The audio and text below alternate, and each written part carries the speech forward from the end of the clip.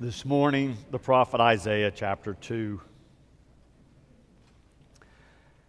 The word that Isaiah, son of Amos, saw concerning Judah and Jerusalem.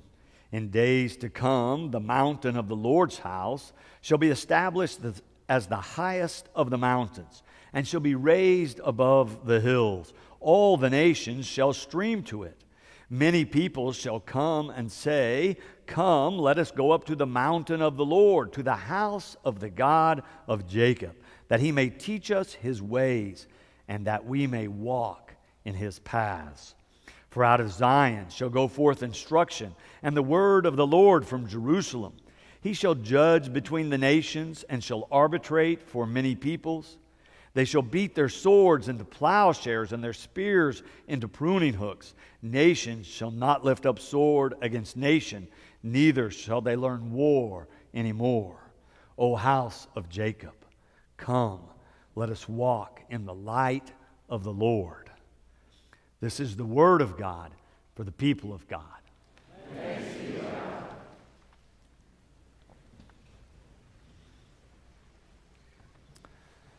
In our last sermon series, we read through some of the minor prophets, those books in the Hebrew Scriptures of the Old Testament that are shorter in length.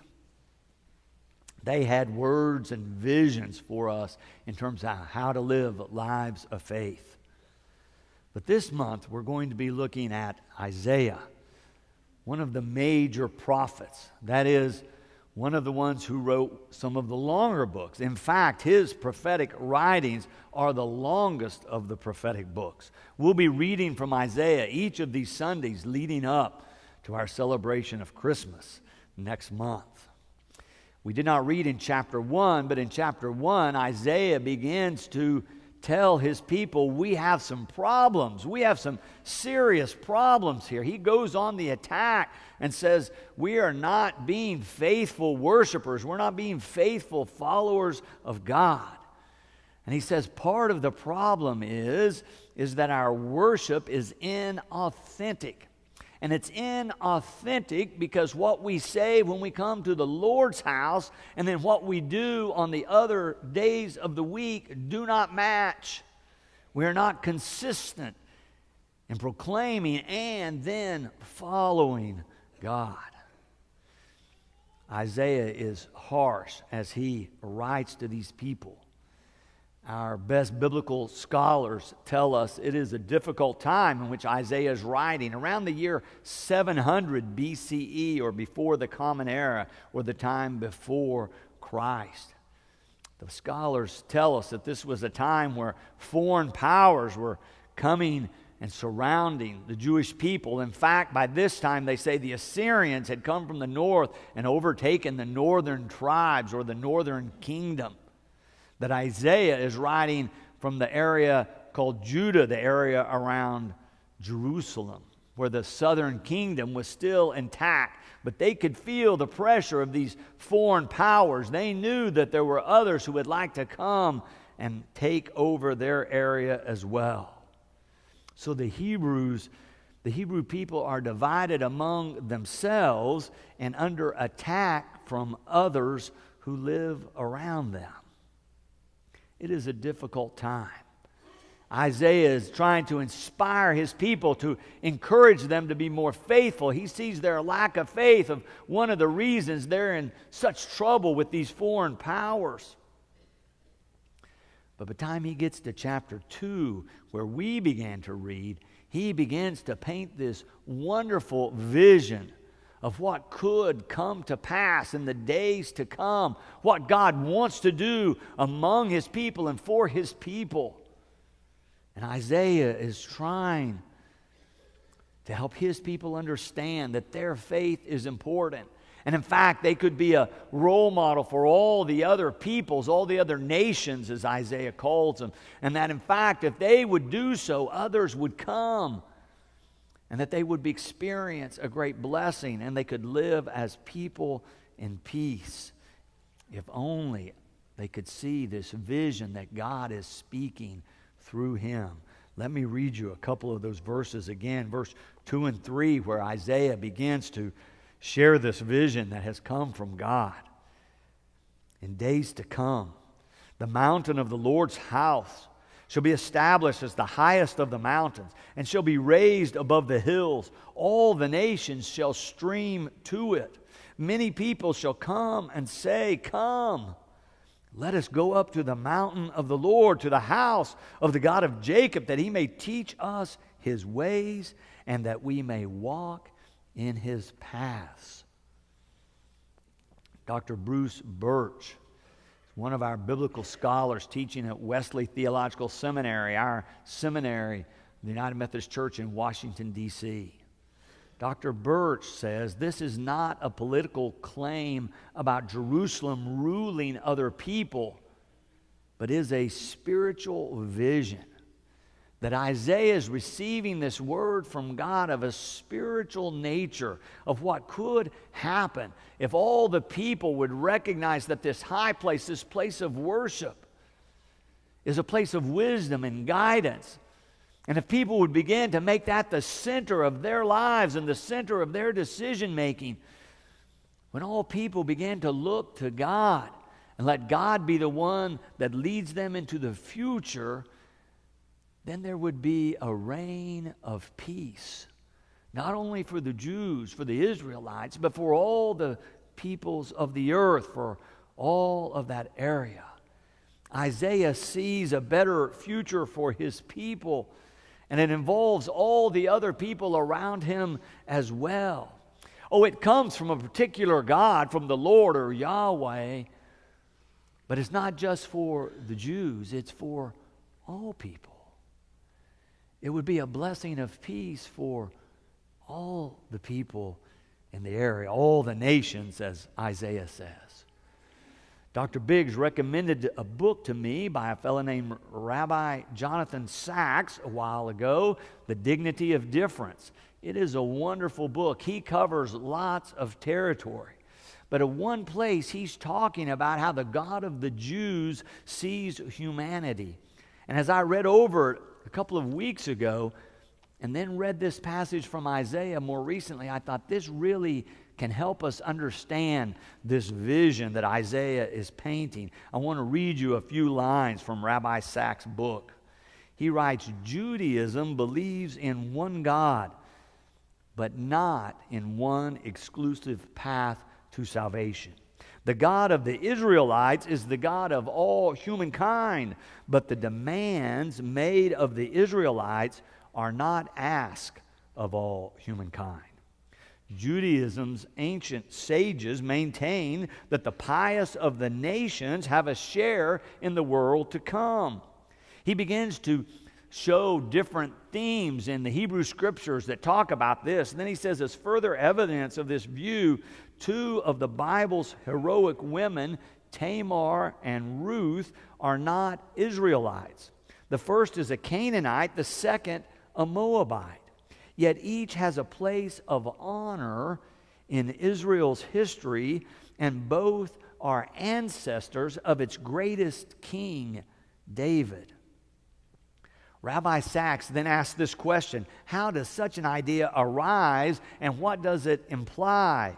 He answers, God, the creator of humanity, having made a covenant with all humanity, then turns to one people and commands it to be different, teaching humanity to make space for difference.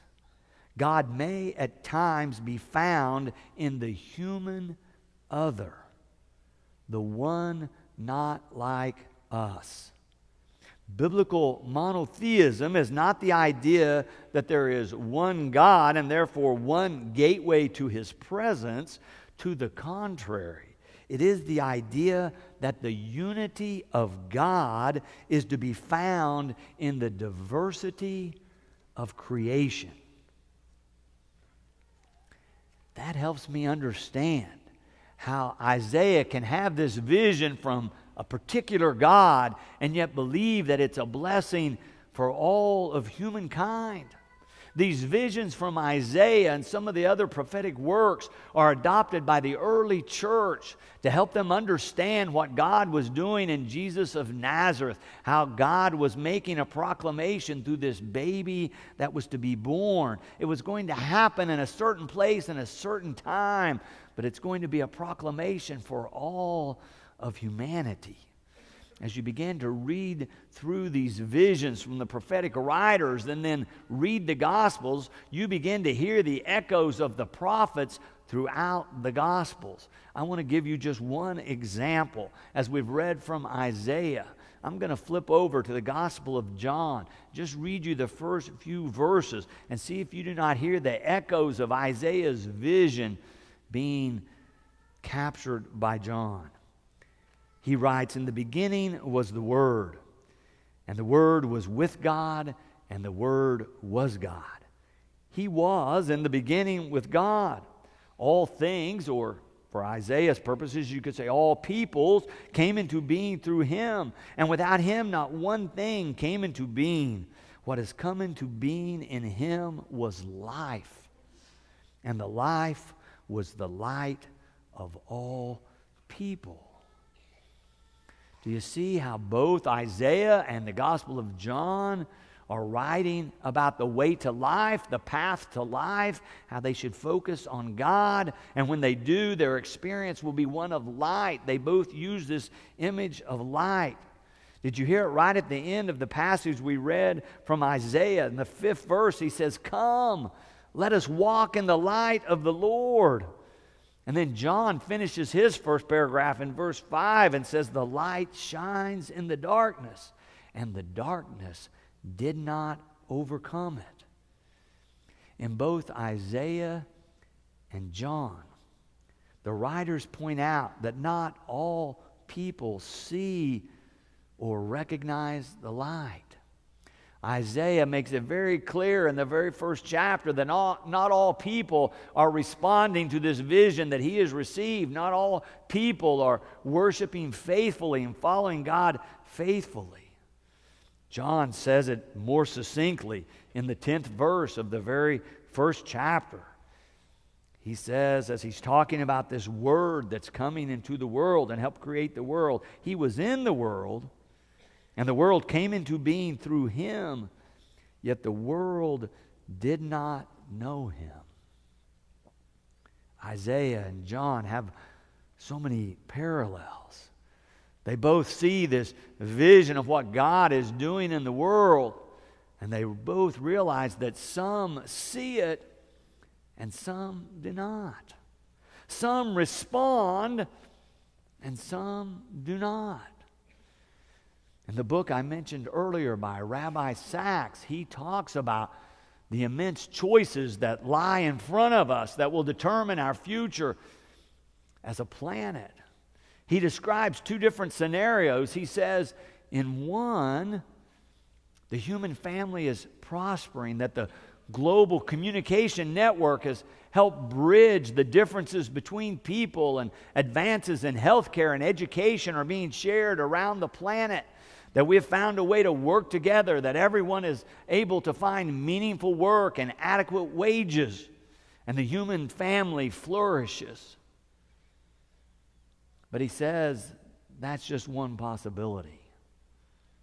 It could also happen that global communication breaks down, and terrorism reigns, and advances in healthcare are not shared around the world. And education is not offered to all people. And lots of people cannot find meaningful work and adequate wages. And the world will stand, he says, on the dawn of a new dark age. He says, we have a choice. Rabbi Sachs, the Gospel of John, the prophet Isaiah, are all saying we have a choice between light and dark. We have a choice to follow God's lead and to live into God's vision or not. Isaiah sees it. It could be a time of peace for his people and all the people around. but he realizes not everyone can see it. This season, this Christian season of Advent, a season of preparation, invites us to see the vision, to watch and to wait and to pray for God's presence and vision and leading.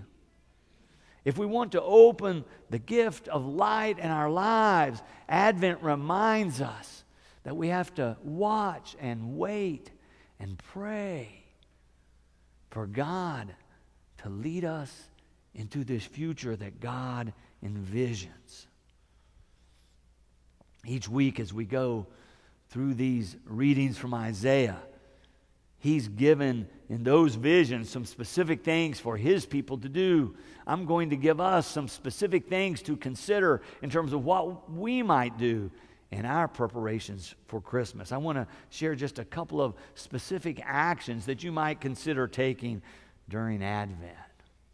Just like Isaiah paints the vision of people streaming to the house of the Lord, coming to the place of worship, the place to meet and experience God's presence.